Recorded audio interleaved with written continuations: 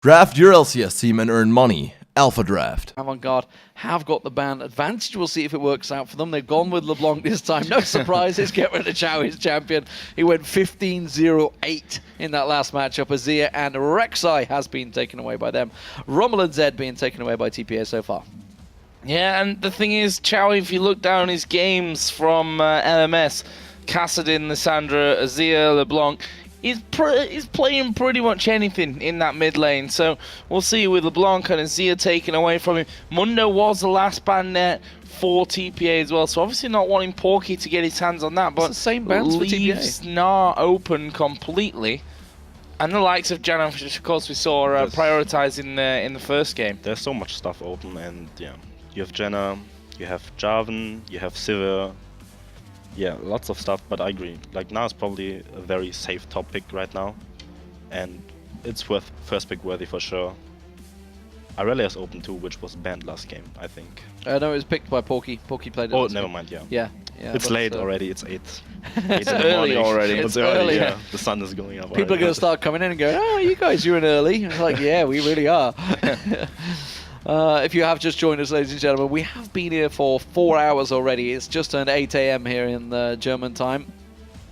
Central European time, whichever you'd prefer to call it. Lissandra's But, yes, Lissandra is open. Looks like we're going to have Gnar locked in.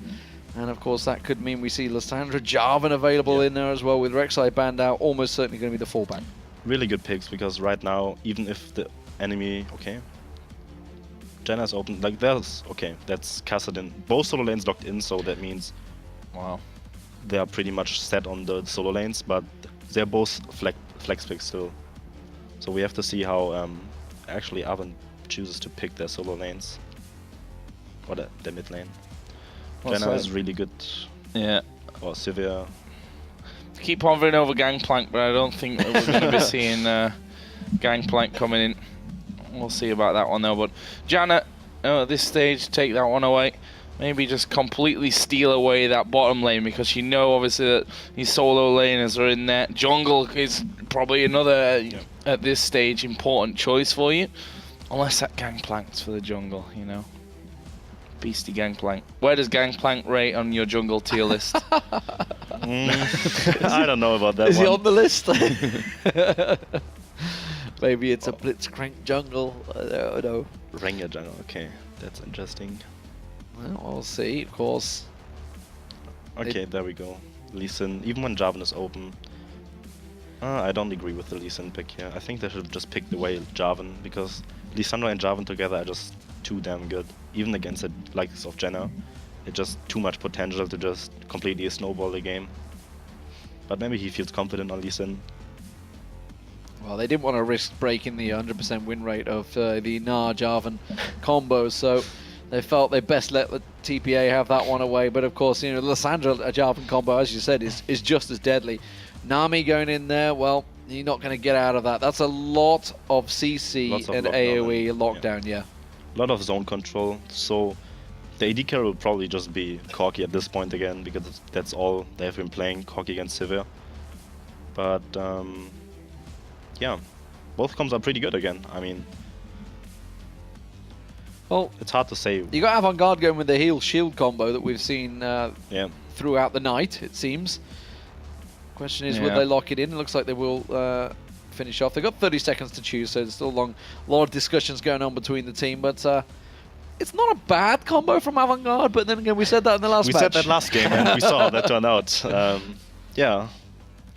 I mean, it's the usual case, right? That picks and bans only get you so far. Like, obviously, you could put SKT or any top world team against a team of Joe Millers, and I could have literally the 5 most OP things in the world, and I would still get my ass handed to me. So singed in one lane, Gangplank in the other. Yeah, exactly. And yeah, it just wouldn't work out. I'm not saying that the skill difference is quite that apparent in this game, but we saw from game number 1 that TPA clearly the stronger of these two teams. Was Sivir and Lulu that were locked in there, so mid lane Lulu once again.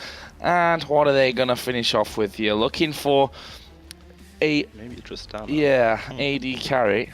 Tristana sees a lot of play like across all regions right now.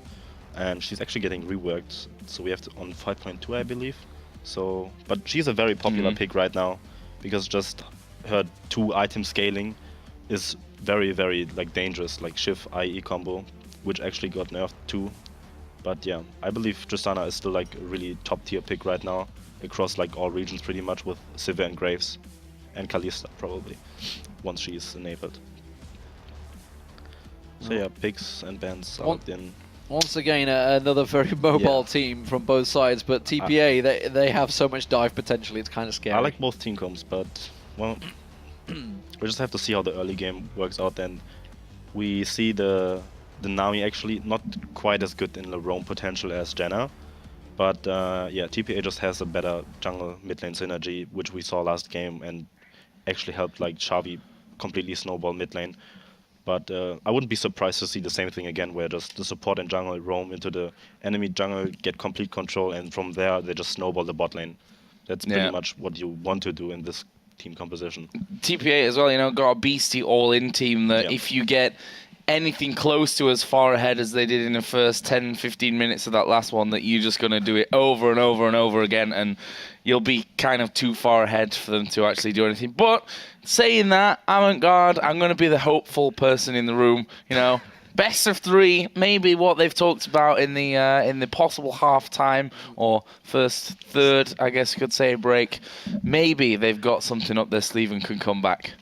Positive thoughts, everyone. I could think of a few things that Australians would say in between a break, but I don't think it would be. It's possible we could come back, mate. I think we got this, guys. Making friends with all the Australians. You're getting tweets about them. I'm English. Tweets. English Australia are allowed. They're bit of banter in it. But they're going to have to put a couple of shrimps on the barbie for this one, no doubt about it. Any more I can come out with? No, I don't think so. There's plenty. Let's get into the game. We are, of course, the Intel Extreme Masters Taipei. It is Avant-Garde starting out as the blue team. They are up against the Taipei Assassins as the red, and they are 1-0 down. Let's give you a quick roster rundown before things get underway. For Avant-Garde, it is Porky on Gnar, Chelby on Lee Sin, Kenster, or apparently he likes to be known for his real name, but we're going to keep calling him Kenster. I think that was Lulu. A troll tweet. I'm pretty sure it might be. Mazui on Sivir and Junie on Janna. Junie on Janna. That should be interesting. And, of course, for TPA on the red side, we have Morning in the top lane on Lissandra, Winds in the jungle on Jarvan the 4th, Cassidy in mid lane for Chowie, who was a beast in game 1, Lupin, who wasn't far behind him by the ending kills either, this time playing Tristana, and, of course, Jay on the fish playing Nami here. So let's see how this one all goes down. Looks like we're going to be seeing standard lanes once again, with both AD carries and support going to be on that bottom side of the map. Jarvan actually starting his blue side, as we will be seen on the other side of the map as well. So pretty much a mirror. So yeah, what Tristana's gonna do there right now is gonna pull the wave. So in case the lane swap happens, she actually prepares the wave, because that's what you have to do. You have to pull the creeps to make sure that you actually get the lane pushing towards you. That's what you wanna do. But just fairly standard lanes right now, fairly standard start. Both junglers start blue buff. Probably gonna recall after the 3rd camp and pick up a Trailblazer like last game and farm it through. Well, there is that kickoff for the bottom lane. And what is going to happen when they actually get to lane? Jay already kind of taking position up inside of that brush. And we see that Kenster and Chowie going to be dishing out some pain, mostly Kenster at this point with those auto attacks, constant pressure. But you see that Chowie can give quite a lot back as well there, so we'll see how that lane actually develops and how Winds and Shelby are going to get involved with that one. And this could actually be interesting down the bottom. There's a jump in from Lupin. He's not messing around here. Junie going to go low. One more auto attack, I think, could actually do it at this stage. Jay could even flash Ignite onto to Junie, and I think they'd be able to finish him off. They need to be careful how long they stay here. Yeah, we do. Mazui still has that heal, but yeah, wow. I don't think Junie was quite expecting the aggression from Lupin there. Just trying to show him who's boss straight away, jumping in there. Has got, of course, that explosive shot on. Remember Tristana, you know, predominantly the weaker lane to begin with, but at the moment they're being shown who's boss. Yeah, it just shows how much like this early level 2 pop in the bot lane gives you the advantage. Like every team wants to do like hit level 2. You know, as a good bot lane player, you know the timing of when you hit level 2, how many creeps you need, and then you communicate. Yeah, okay, I'm gonna hit level 2 on this creep, and then we're gonna jump in, which we just saw, because they knew the opponents will not hit level 2, and just having the spell advantage really helps you out, and can potentially win the complete lane, even if you're playing in a really bad matchup. Well, so far so good down there. Slight CS lead for Lupin, and he continued to dish out a little bit of pain. Certainly got the advantage when it comes to health. This mid lane, already talked about it a little bit before, but it is Chowie that's still doing the better job, funnily enough. Not really being bullied away too much by those constant auto attacks that have been thrown out there by Kenster. Meanwhile, if you look at the minimap there, we see Lee Sin is coming down onto the bottom lane. Let's see if he can actually get involved. Well, he's going to try and get on there. You can see him flash away from Jay already used along with the heal. But look at that, Lupin jumping in. That may well be the death of him. The exhaust well on point there. And that will be the kill. Jay's going to go down as well. It's a double kill for Judy. Not ideal, but you can't argue. They've got the first 2 kills on the board. Yeah, what Lee Sin did, he actually did choose not to recall and gank bot lane instead, and I suppose that TPA's bot lane did not expect the timing on that gank. Well, we do have Wins holding on strong around the side there. Porky is going to back away. He can just bounce away from that one. No problem there. Actually going to turn around and put some damage back on Wins as well. They haven't pushed them on too much on the tower. Wins will just walk away from that one. So TPA not starting off too strongly here. Yeah. Maybe, just maybe, there's a chance for Avant. Yeah, Wins actually got a lot of good deep wards into the jungle, and the top side is going to be safe for like at least 3 minutes right now. What the Lee Sin should do in this case, he should actually abuse his advantage, the double longsword advantage over the Jarvan, and try to one-on-one him, because that's like a really good way to shut down ganks and potential coming back into the game. So Lee Sin should be able to do whatever he wants. He can invade every single side of the game, and him and Jen are actually doing a lot better this game. I really like what they're doing right now in comparison to last game. Just roaming around, trying to catch the enemy jungler, get really deep wards into the jungle, and make sure that your solo lanes are safe. Well, that's just it. You look at TPA's team lineup, while they did dominate last game, they have got a later game comp than Avant. So if Avant can bully them as hard and fast as they can possibly do, Chowie pretty low here. I'm wondering whether Kenster's going to let him go back or whether he's just going to walk in and try and pull him. Yeah, Lee Sin is coming around behind him, as is Junie. Junie there as well to support. But, Chowie got caught. Hallingale not going to quite knock him out. And he will get away safe.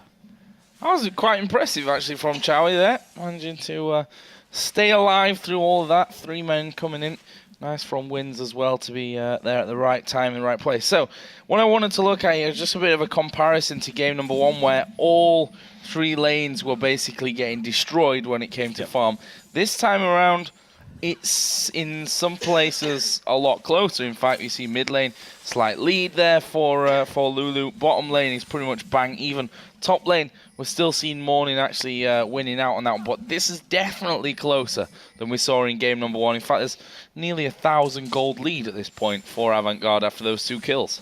Yeah, the bad part is that both kills are on the Jenna, and the Jenna, I mean, obviously she has the side stone and could snowball her advantage she kind of got through vision, but if Lee Sin would have get those 2 kills or even silver, then this game could actually like be decided by that 2 kills. We'll see if it works out that way. We are seeing once again a bit of back and forth between the bot lane. Lupin going to try and force them back. Has gone for the Avarice Blade early on, so we'll see whether he turns that into a static shiv first item or whether he's just going to sit there because he's fell behind, needs to get that gold ticking away. Yeah, he knows that the lane is kind of like, he has to actually make like use of his late game potential. So what you want to do, you want to sit on that Avarice Blade and get to your 2 item power spike faster that way, because you generate a lot more gold through that as opposed to the Infinity Edge Rush. Well, we'll see if Jarvan can get down there and maybe add a few extra gold to that one. For now, it's all on the other side. Pickaxe start, of course, from Mazui, which is going to give him a lot more power in that lane itself. But they've been playing things fairly passively, to be honest. In fact, they've been aggressed upon most of the times. Well, obviously, when they hit level 2, Lupin just diving straight in there. This mid lane also has somewhat slowed down. Chowie picking himself up. The Catalyst to Protect, obviously moving to Rod of Ages. And a Chalice on the other side there for Kenster. So should be, with those 2 first items, fairly passive lane. Obviously a bit of harassment in there, but shouldn't be any kills, certainly without any big jungle pressure.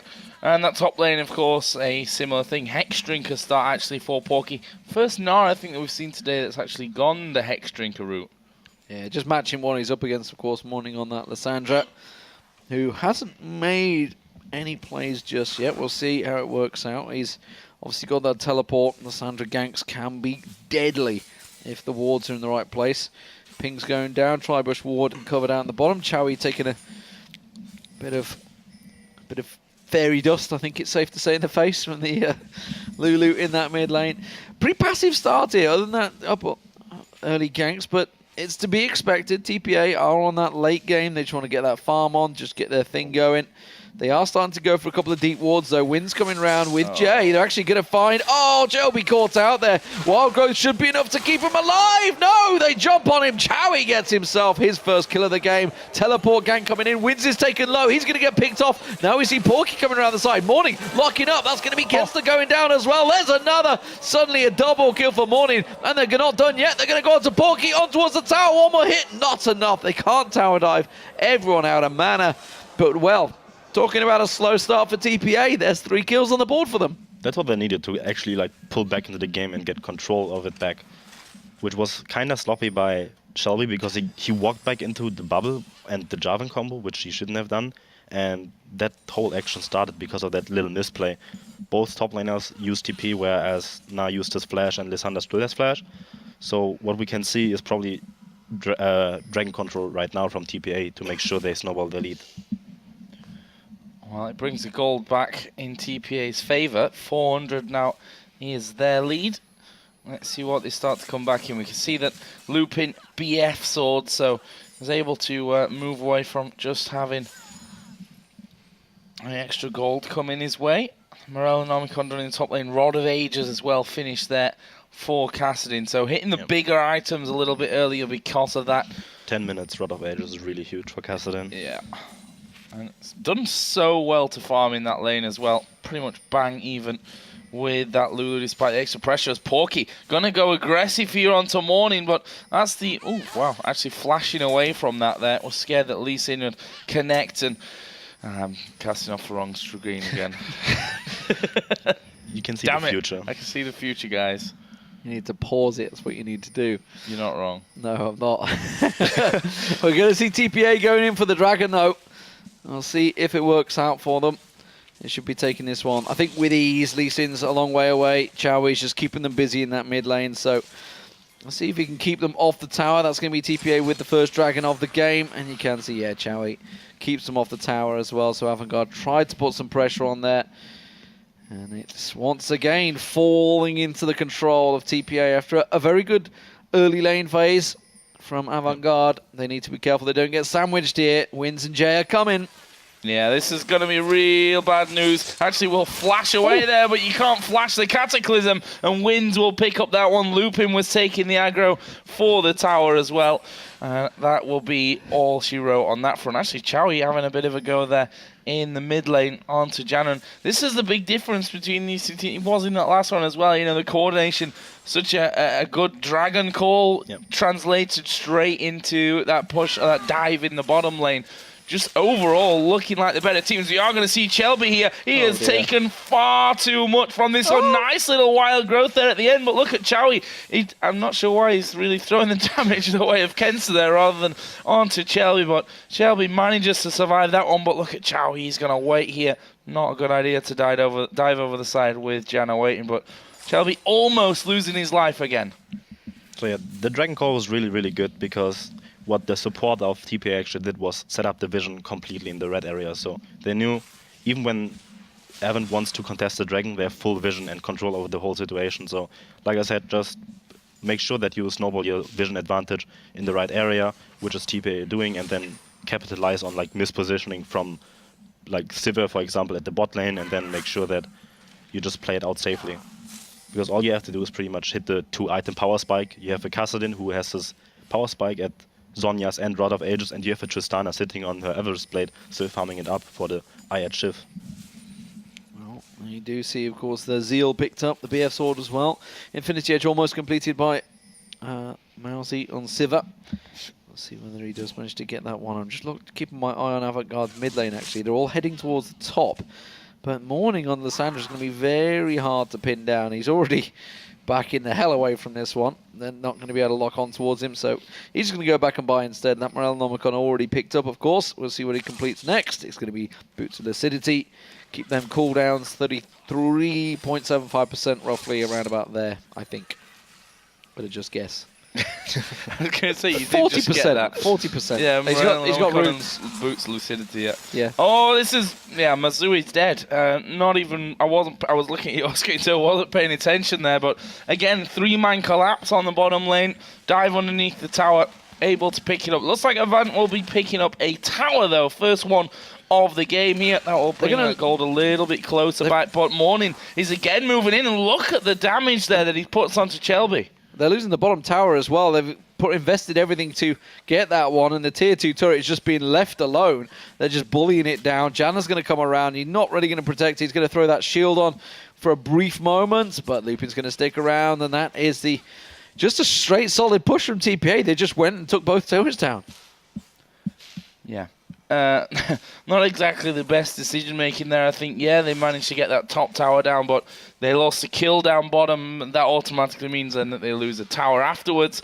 And actually it did see Lulu back away from this mid lane. Janna had come across this time though, so they were able to stop anything pushing back. And this is, for me, always a weird scenario which makes me scratch my head a lot. They send 2 men up top, they take the turret down, and then they instantly recall with a wave pushing against them and end up losing their turret straight away. And TPA already moving in. They're obviously with the timing, they're just like, well, Blue Buff's going to be spawning in a moment. Let's get some ward coverage down there. They've taken the top turret down, they've secured that, and they're starting to just take control of Avant-Garde's jungle. Well, Avant-Garde, they were trying to group, they were trying to figure out, okay, Dragon's a little while away. They're just out of position at the moment, whereas TPA clearly have a solid game plan.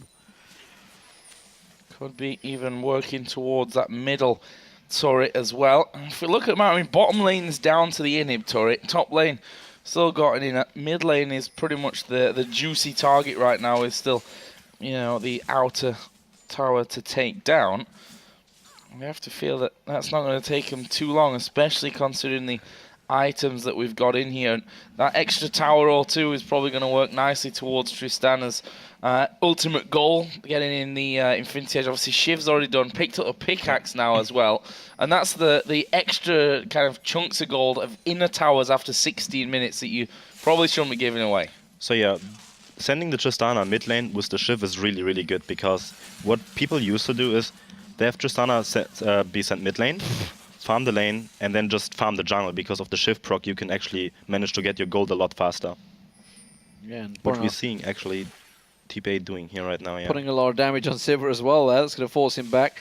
Meanwhile, Chowie is pushing that bottom lane in. Remember, they already took the inner turret out, so he's just shoving that wave all the way into the inhibitor just in time. Dragon spawning in 40 seconds time, shoving the top lane, shoving the mid lane, shoving the bottom lane. Oh, Wins is going to try and get away. Chelby kicks him out there, but Wins manages to get out. And that's the mid lane turret as well. They're keeping the, look at the bottom inhibitor turrets being kept alive. Chowie just around the side. Everything is being shoved in by TPA. Perfect timing for the Dragon spawn. Really, really nicely done, Chowie. Still causing them problems. Morning has now come down as well, and they need to be careful of how deep they go there. We see once again Chelby coming through. The wave will drop, but it's not to fight. He was more for the disengage there. TPA starting to move away. This could be interesting now for this next Dragon, whether they feel comfortable fighting. If a couple more crits like that happen, I think they will. Well, TPA is giving up the Dragon. That's very good. They realized they lost the fight, and immediately Lissandra moved top lane to push in and make sure that at least a wave gets denied and potentially take a tower, which was actually TPA did the right thing. They realized they can't fight, just give up the Dragon. It's only one Dragon, and make sure that we get the advantage otherwise on the map. So TPA is actually looking really good in terms of like cross-map play and rotations. Yeah, they're going to give the, like you say, the dragon across. There it is. Avant Garde will get that one. They're going to rush into that mid lane, see if they can try and make something from it. Actually, Lupin's going to be focused on pretty even duel between the two, but now we're going to see Chowie. They're trying to get in, trying to get something on towards Kenster. The rest of the team do chase on. There he goes. Shelby will get himself one kill. Don't know whether Chelsea are getting involved in this one, but TPA go 2 for 1 once again in their favour. And you know what? With all the positioning, I think they may just take this mid-inner turret as well. Yeah, so here we just see why Kassan is such a powerful pick, especially in those situations where people just got low from objectives like Dragon. The chase potential, what she has to offer, like with the slows and everything, is just way too good in some situations, and that's why he's actually being picked, like first pick most of the time. Meanwhile, Lissandra just doing the damage to this top tower all alone. Middle tower went down. Not masses, but still be open for the taking. TPA here also getting a lot of wards in. Are they going towards Baron here? Actually, I don't think they are. There's quite a few recalls. I mean, I keep forgetting we're only actually 19 minutes into this game. Baron's not actually spawned yet. Yeah, we've not quite got that far ahead. I mean, we had a big advantage in the last game, but still, if you were to look at the gold, it's still a 6,000 gold advantage for Taipei Assassins. Bearing in mind, this is a team with a late-game team, so with the Tristana, the Kassan, and the Lissandra in there, everybody needed those few items. They've already got them. They're there now. They're already in place. Needlessly large rods being picked up by both Morning and Chowie. They are going to suddenly start looking for fights. So this is the point where TPA will just close out the game if they do it correctly. Lissandra gets her Zhonyas, so she can engage. Then you have the Tristana with the 2 items, and Kassan actually gets the Zhonyas too. So the second both AP carries have their Zhonyas, it's gonna just be like a dive fest pretty much, and there's nothing really to prevent that. It's just how the comp works out and how they got advantages from the early game. Baron spawned, everyone. Just in case you were, waiting for that to happen.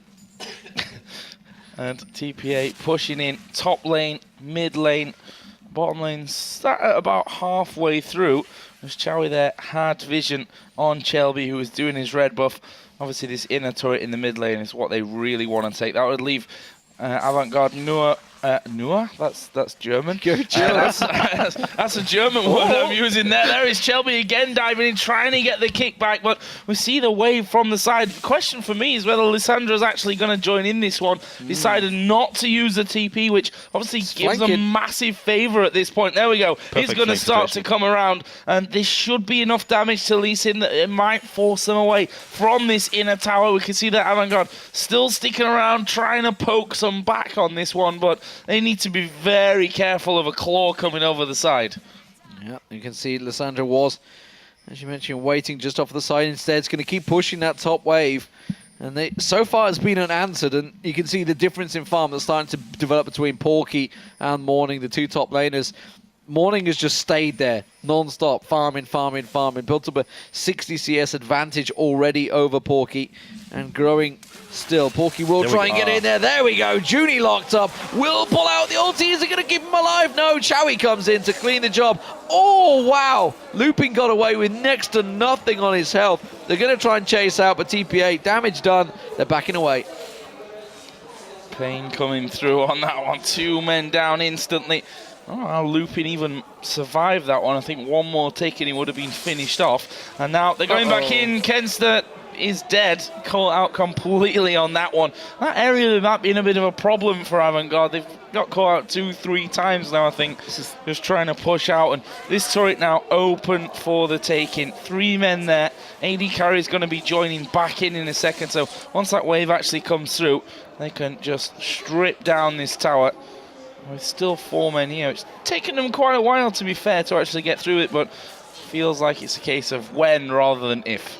Yeah, they kept the pressure on because Siva had to go deal with someone down the bottom. Porky caught out. Oh, manages to get away. Is he going to live any longer? No, Chowie will pick up yet another. Siva had to go deal with a giant stack of minions down the bottom that was pushing the inhib turret, and now they will finally work that one down. It's been a well-worked one. They're going to get more. Junie's going down again.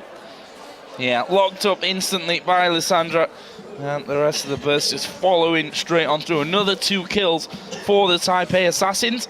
Still a minute on this Dragon, so it looks like it actually might be a recall. That should be finishing off, you know, the Zonya's Hourglass for Lissandra. Probably Zonya's there as well for Kassadin. Yep, there it is, finish off almost. Actually picking up a Negatron cloak there as well. We see Randuin's almost complete 4 wins, so again, they take another step up to another set of items which Avant-Garde just can't compete with at this rate. I mean, you look at the CS numbers across the board. Obviously, kills one thing as well. 6-1 in turrets. They're at least, in most cases, 1, if not 2 items some places ahead. The problem is Porky's now got a problem because he's been building, obviously, heavy magic resist, as he should do against the Lissandra Kassadin. But now Tristana's starting to come into his own. He's got the Infinity Edge, the static shift. Blade of the Rune King's coming in there shortly, and he's just going to destroy the one and only tank. And we just saw it there, how quick the the jungler goes down because he hasn't built any armor either.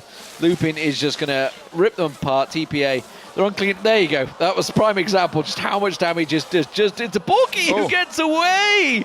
Just about. No, they're not letting him go. They're going to chase him down. Yeah.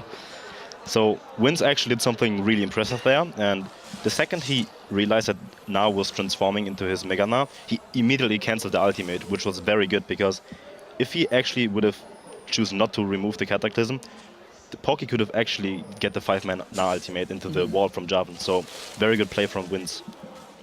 And that will actually transfer you into a Dragon. Easy Dragon pickup. Yeah, easy peasy, no problems with that whatsoever. That was the 4th Dragon or 3rd? Second. Or 2nd. Oh, Joel. It's all going wrong now. We're about 8:30 in the morning, I think. Well, I think basically this is going to happen all 3 days, but maybe get a little bit better, you know, towards the end when I'm we get more expecting used a to little it. wild casting, I think, by the time we have that best of 5 final. Yeah. But, that's going to be fun, Yeah, that's going to definitely be fun.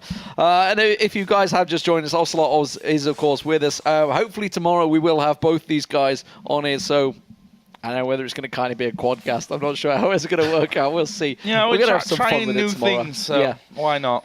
Maybe we can... You did a cast with 6 people once at IM, so that worked out great. I mean, general quality of that one wasn't too high, I think.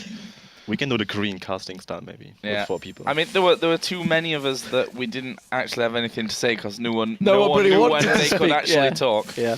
So I ended up talking most of the time. I mean, that's standard, you know. Yeah. Thank you, Joe. So, back to the game in hand. We have a 12,000 gold differential, and Baron is finally getting started off. No, Joe, you've called it again too early. Yeah, too early. 25 minutes, they're not going for it yet. They got a crab there as well, so that's nice, I guess, for them. It's a bonus in an otherwise... Yeah, TPA will just wait until the crab runs out, because it provides like indestructible vision, and then the second the crab runs out, they probably just attempt Baron and bait the enemies into it, and then the game should pretty much be over, like, if it's played out correctly. Look at that cheeky little flag there. Trying to bait him in. Yeah, he tried, like, I don't think you get vision on Baron, so maybe the flag actually tries to bait them in. Didn't work. They just got to kill their tower. They don't care at this point. We're not going to fall for that one. Look at this. Morning's actually behind him. He needs to be a little bit careful here. Does throw down his ultimate onto Shelby. He's running his Sonya's, but he's probably going to go down. Actually, it's Mazui that gets that kill. They're actually going to keep fighting this one, and they're just that far ahead that they could do it. Meanwhile, we are going to see Kassadin coming around the side as well. Can they lock him up? Shelby will be the first target. Mazui will fail, flash into the wall, and then gets bubbled up, which gives a reset over to Tristana. Kassadin will jump over the top. There is Jarvan joining in as well, and Lupin's going to keep going for this one. He's looking for another one.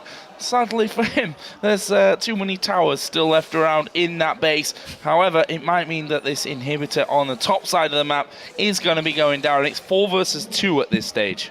Well, TPA looking riveted about their dominant play right now. We can see they are going to push in. Inhib, number 1. Tower certainly will fall down. Prolly, I was about to call him. Porky is about to come in there. Probably not quite playing anymore. Just coaching, of course. Just coaching them to victory, H2K. Or not, as the case was. I think actually they went 1-1, didn't they? 1-1. They went 1-1, yeah, they did. But I wouldn't consider a win.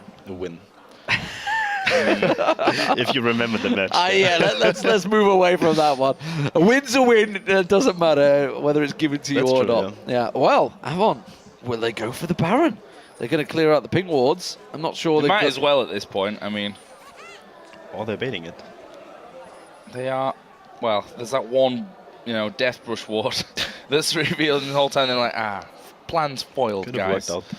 Not ideal. They're there. trying to set something up. They can see just above. Lee Sin sat there, Na sat there. Everybody's getting into that bush above, but TPA don't care. They're just going down the mid. They're not going through whatsoever. They're just shoving that mid lane. Avant-Garde's going to all have to back away. Oh, we're going to sweep back around to the river. Oh, they're going to stay. Oh, they are. They're staying here. So let's see what they can do. So they could catch out Lupin. Lupin's coming around the back. No, instead he's just going to run down the mid lane. They're just like, what? It's like some awkward game of hide and seek. Yeah. It was still really, like, if the ward wouldn't have been there in the dot brush, then Avant could have actually potentially turned the game with like a really good catch in the jungle right there, but... As it is, they've lost the TPA called inhib the turret. bluff. Yeah, called their bluff, took the Was inhib really turret. Inhib not going to go down though, so they haven't lost an inhib yet. They're going to try and flank around. There's the kick. He's not going to follow the Sonic Wave through. Instead, he's in all sorts of trouble. Chowie though, he's getting caught down the side there. He's going to have to rift walk away.